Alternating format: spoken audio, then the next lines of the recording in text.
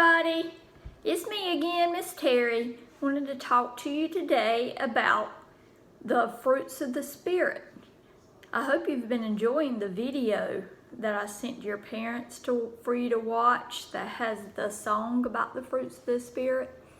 And I hope everybody's been learning what the fruits of the Spirit are. And that's what we're going to start talking about today.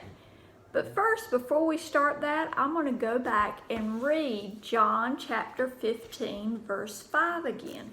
Remember, we've talked about that several weeks now. John 15, verse 5 says, "Yes, I am the vine, and you are the branches. Those who remain in me, and I in them, will produce much fruit. For apart from me, you can do nothing." So what exactly is this fruit that Jesus is talking about in that verse?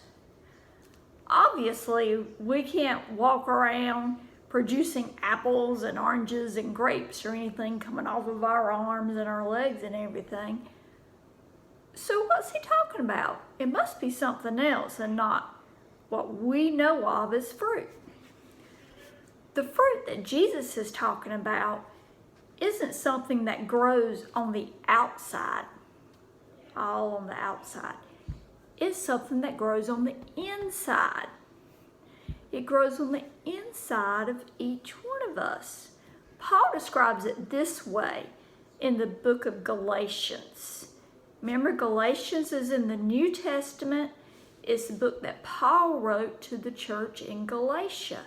So we're going to Galatians chapter 5, that's the big 5, and I'm going to read verses 19 through 23. It says, "When you follow the desires of your sinful nature, the results are very clear. Sexual immorality, impurity, lustful pleasures, idolatry, sorcery, hostility, quarreling, jealousy, outburst of anger, selfish ambition, dissension, division, envy, drunkenness, wild parties, and all other sins like this. Let me tell you again, as I have before, that anyone living that sort of life will not enter the kingdom of God. But the Holy Spirit produces this kind of fruit in our lives: love, joy, peace, patience, kindness, goodness, faithfulness, gentleness, and self-control. There is no law against these things." So you see, the fruit that Jesus is talking about is not really apples and oranges. He's talking about our attitude and our actions and how they should be.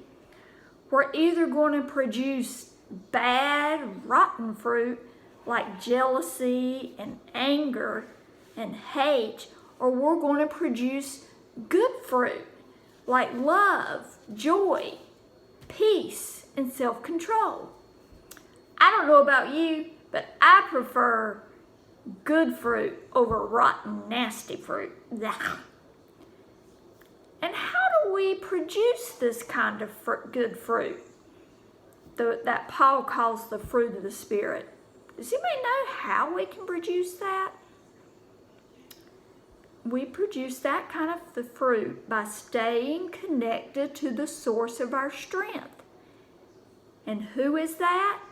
That's Jesus. Remember, we've talked about that several lessons. Remember the lesson with the lamp? It had to be plugged into the power source to produce light. Well, we need to be plugged into Jesus to produce the fruits of the Spirit.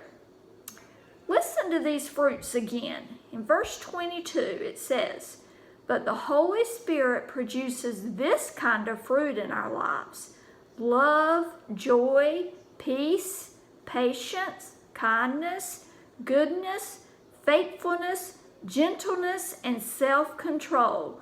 There's no law against these things."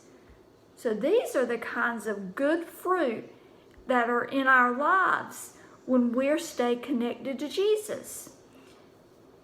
It's a sign that we're staying connected and He's given us our power when we choose to allow the Holy Spirit to produce this kind of fruit in and through our lives.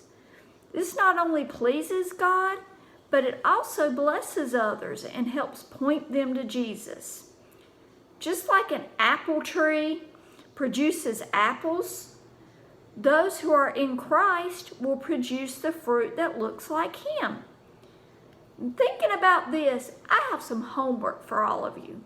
Now don't get upset. It's not any of that yucky homework that you don't like to do. It's actually going to be fun homework.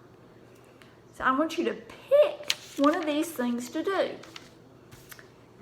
Number 1, you can read Galatians 5:22 through 23, or have a grown-up read it to you or with you, and pick something that you want to draw yourself doing.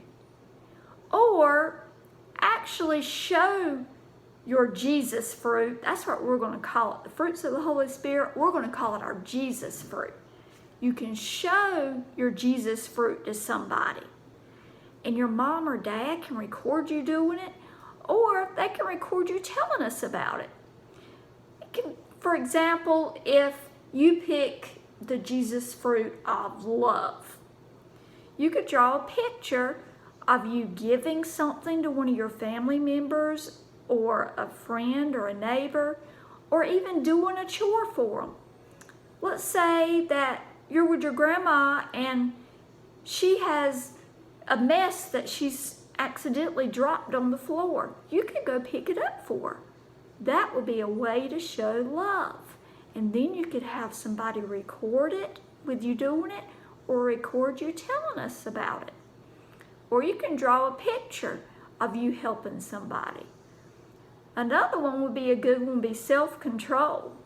So if you have a little brother or sister, or even older brother or sister who likes to fight with you and take your toys, how about instead of getting really mad and jerking your toy back, that you have some self-control and you stay calm and maybe even offer to let them play with the toy.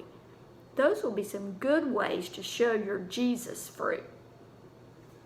I hope you have fun doing this week. I think you'll be great at it. I can't wait to see what you've done, and you can send us the pictures or send a video. I'm hoping that all of you will do it, because in the next few weeks I want to talk some more about the fruits of the Spirit, and I would love to be able to incorporate the pictures and the stories that y'all tell us. So make sure you do it, and also keep watching the Fruits of the Spirit song, because I want you to learn what those fruits of the Spirit are so that we can do them and we can shine and show our Jesus fruit to everybody. Have a good day, and I will talk to you later. Bye-bye.